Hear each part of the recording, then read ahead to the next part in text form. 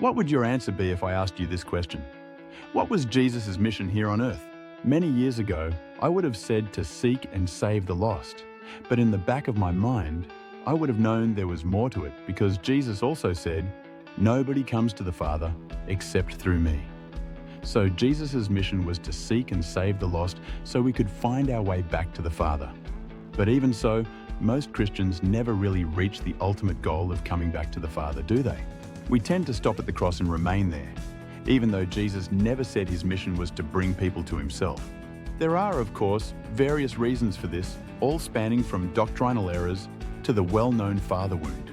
I have been in both camps. I have stayed at the cross for years because that was what I believed was correct, due to doctrinal teachings and because of my father's wound.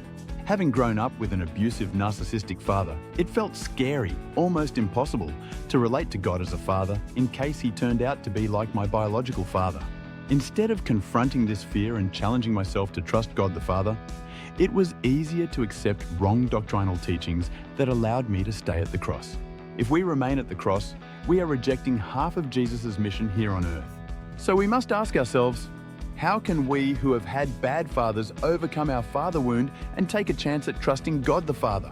The first and most crucial step, but also the most difficult, is to trust Him regardless of what your biological father did. It is difficult because when you have been hurt in the past by your biological father, it feels hazardous to trust another father figure. So it is a choice we have to make, even though it scares us. But I know from experience, it is gratifying to make that choice. The road to building trust in the Father has been through Jesus' words in the Gospels, where he says, "Jehovah knows what you need before you know it yourself. Therefore, you can thank him for already having provided it. And if you believe you have received, you will receive it." And yes, the Word of Faith movement has butchered this, so most of us cringe at believing to receive because we don't want to repeat their mistakes. But I have found a different way to trust Jehovah, as you would trust any other normal, caring father. This way of trusting Jehovah brings a totally different meaning to Jesus' words of believing to receive. A caring father understands the importance of feeling accomplished. When you accomplish something, you grow as a human and mature. So instead of fixing your problem for you, he encourages you to face it and gives you wisdom and support in solving it. Picture learning how to ride a bike with your father by your side. He ensures your safety, but when he believes you're ready, he lets go and you're off alone. You never doubted you were safe or his decision to let you go. The exhilarating feeling of mastering bike riding for the first time and the beaming pride and joy on your father's face is an invaluable gift many of us never had the chance to experience.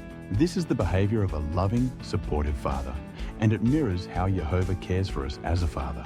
Instead of repeating the mistakes of the Word of Faith movement by trying to reject reality and convincing yourself you're healthy when you're sick or wealthy when you're poor, trusting Jehovah is like having a caring father running alongside your bike, ensuring your safety as you navigate challenging trails.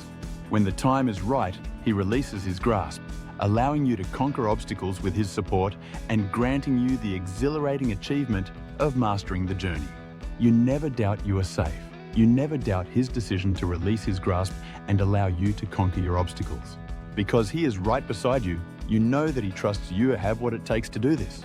So when you are poor, he trusts you to make the right decision to escape poverty with his help.